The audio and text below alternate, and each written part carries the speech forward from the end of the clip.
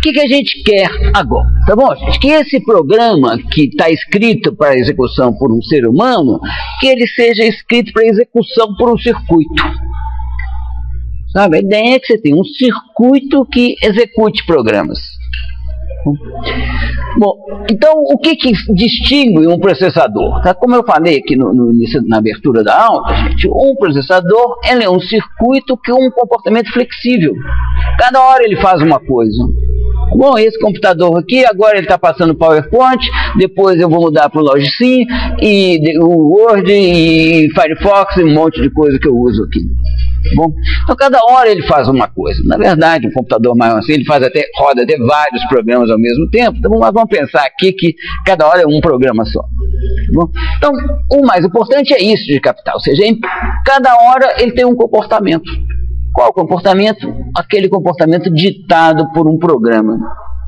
Bom, um programa que alguém escreveu, tá certo? Ou seja, esse programa, ele, ao menos em princípio, tá certo? Ele expressa o desejo, a necessidade de um ser humano que o escreveu. Ok? Bom, e a gente quer então um circuito flexível, ou seja, nós queremos trocar, se a gente for acrescentar registradores, mudar o barramento de lugar. Aqui no desenho, aqui, gente, nos diagramas do Logicin simulado, tá bom? Já é difícil. Agora, na vida real, então, gente, você tem que fazer o quê, gente? Mudar o circuito do seu computador para mudar o comportamento dele? Isso não pode acontecer. Tá bom? Senão ele não tem a flexibilidade que a gente queria. Então, o que pode ser um programa, gente? Um programa, ele, pelo menos no formato final, na hora que ele está para ser executado por um circuito, bom, ele é informação codificada em bits. Certo? Esse programa, essa informação tem que estar em alguma memória do processador. Bom, e como que a gente vai fazer isso? Tá bom? Nós vamos adicionar à nossa calculadora, tá bom, uma unidade de controle. Tá? É um circuito que nós vamos ver daqui a pouco com detalhes. Tá bom? Esse circuito, o que mais o caracteriza é que ele, segundo um programa, ele tem um tantão de saídas, tá bom?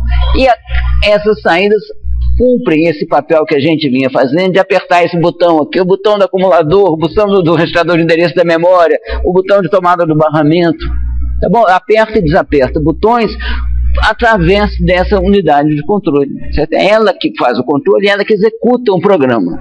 Ela não vai sorteando quais coisas que ela vai fazer na hora, não. Ela segue um programa.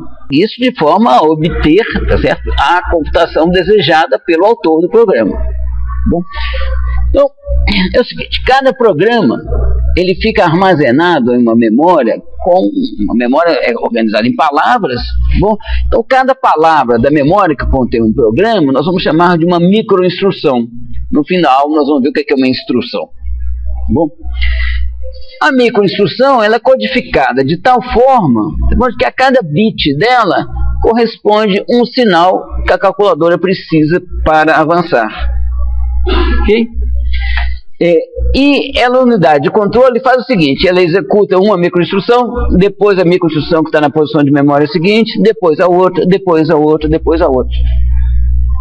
Ok? Como que essas microinstruções foram parar na memória, nós vamos ver também depois. Ok?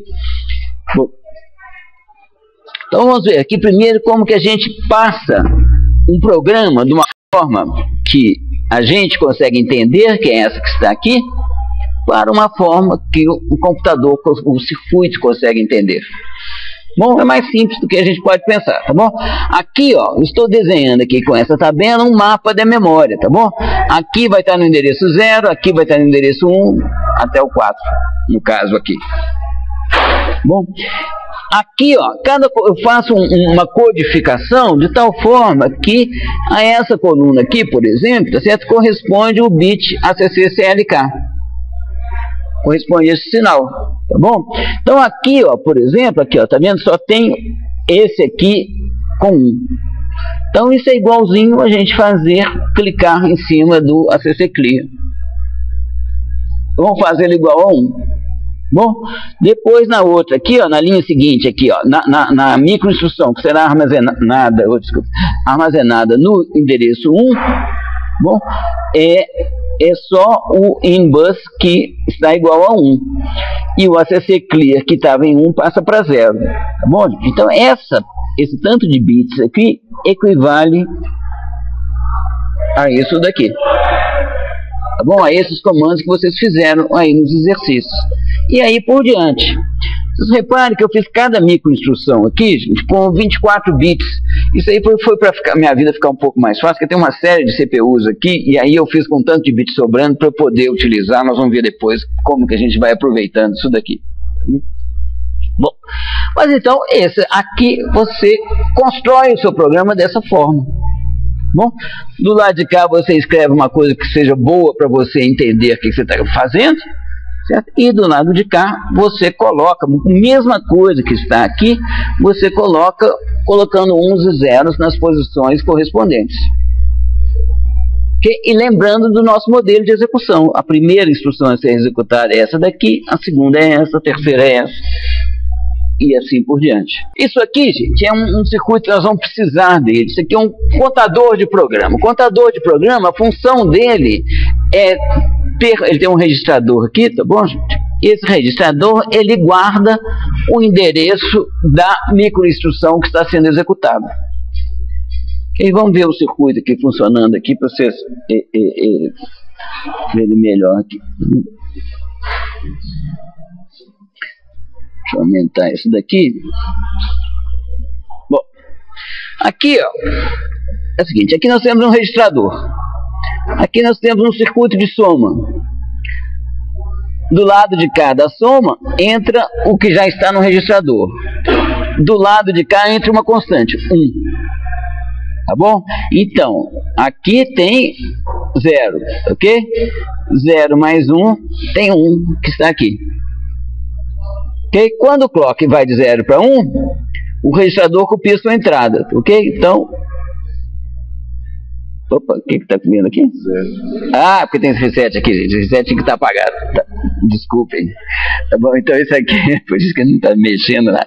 Bom, muito bem. Então, repetindo a história inteira, tá? Aqui está em 0, ok? Portanto, aqui está em 1. Quando o clock sobe, passa para 1. E aí agora, o que vai ter aqui, gente? 2. Quando o clock sobe, ok? Então, o clock é o motor. Você tem o endereço, esse endereço que sai daqui do contador de programas, vai fazendo eu ir varrendo as instruções que se encontram na memória. Ok? Ou seja, eu vou fazer o que, gente? O PC igual a 0, PC de Program Counter, tá? PC igual a 0, 1, 2, 3, 4.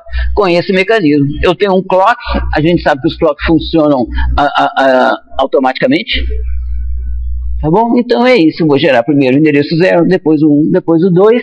E com isso eu vou conseguir apertar os meus botões. Hein? É apontar para qual endereço, ou seja, você terá as microinstruções. Microinstruções é cada uma dessas coisas que estão aqui, tá bom? A função dele é apontar primeiro, é fazer a sequência.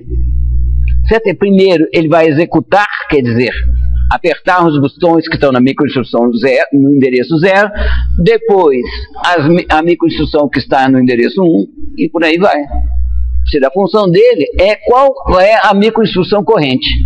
Ele tem o endereço da microinstrução corrente. Ok? Então por isso que você tem esse mecanismo dele ir sendo atualizado. Ok? Bom, então aqui está o nosso contador de programa.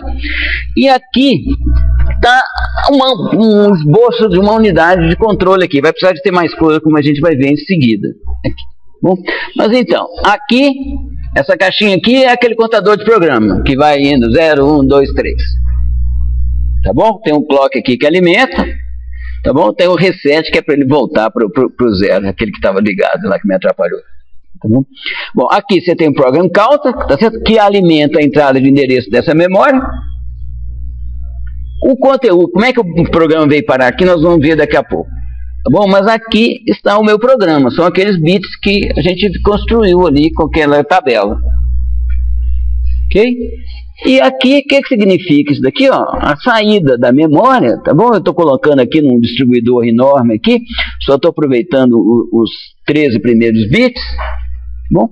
Cada ponto desse aqui estão o que, gente? Estão todos os sinais de que a calculadora precisa para funcionar. Ok? Então, o que eu colocar no programa, junto com esse meu mecanismo de avanço do contador de programa, eu vou apertando os botões que eu preciso apertar, segundo o programa. Tá bom? Ou seja, então é isso que faz a automação da emissão dos sinais de controle. Ok? Vamos ver aqui o circuito funcionando aqui, gente. Vamos. Aqui, então aqui está o nosso circuito, tá? Deixa eu pôr aqui, Ctrl R. Eu já vou mostrar para vocês aqui o seguinte, nós aqui no Logicsim a gente rouba um pouquinho, tá? Eu vou explicar depois como é que são os mecanismos de se colocar um programa na memória de um computador. Aqui no Logicsim você clica com o botão para a direita, põe carregar a imagem e você escolhe aqui um arquivo, tá? No caso aqui simplíssima.txt, porque essa unidade aqui nem não funciona direito, e aqui pronto, tá bom, gente? A memória que já está com o conteúdo. Bom, então essa palavra aqui é a que está exposta aqui no momento devido ao fato do endereço aqui, ó, ser 0. Ok? Quando eu avanço o clock, o que aconteceu? Eu mudei para outra palavra, tá vendo? Troquei os sinais aqui, apaguei aquele e acendi esse. A cada vez que o clock sobe, tá vendo? Avança uma posição aqui na memória com o programa.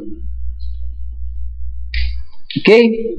Bom, então essa é a forma como eu apago e acendo sinais. Tá bom? De uma maneira automática. Bom, deixa eu dar um reset aqui outra vez. Bom, eu vou pôr aqui, ó, tá vendo? Habilitar os pulsos aqui. Tá vendo? Então, olha aqui, gente. Minhas mãos estão aqui, tá bom? E os botões estão sendo apertados. Tá bom? Os botões da calculadora, depois vou mostrar aqui como é que é feita a conexão. Mas agora já acabou, tá? Mas é uma forma automática de se apertar botões por uma sequência determinada por um programa. Ok? Então é isso, que esse trabalho todo que vocês estiveram fazendo assim, você pode pegar esses trabalhos seus aqui, transcrevê-lo para um programa, e a partir do momento que você o transformou num programa, você carrega na memória e os sinais são apertados para você. Tá bom? Para seguir a computação que você deseja. Ok? Bom,